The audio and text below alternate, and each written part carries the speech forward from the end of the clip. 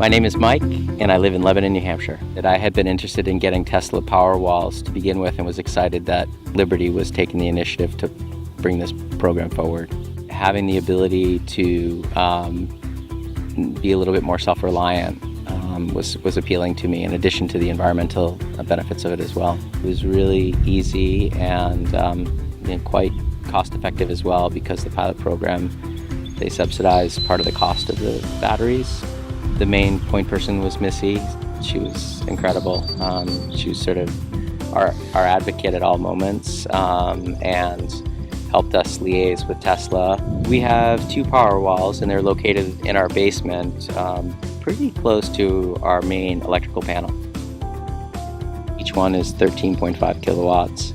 So if we lost power and we got into sort of a energy preserving mode at the house, we can run our home for 55 hours. And that's assuming that the sun doesn't come out at all, because we also added a solar system. When the sun comes out, that recharges the battery. It's a beautiful sunny day in July, so you're not really thinking about a nor'easter.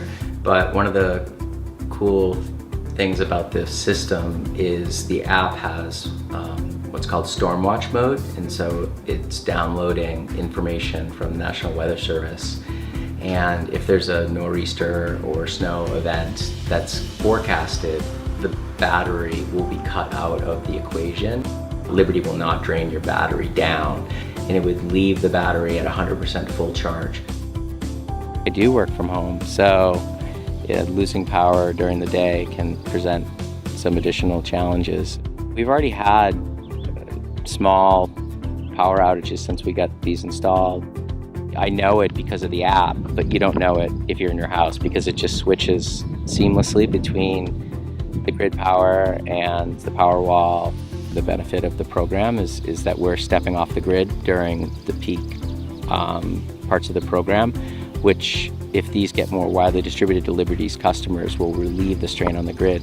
When I got a call from Liberty to ask, I said absolutely, and I think I'm just kind of lucky on scheduling. We're one of 100, and we just happened to be the first installation.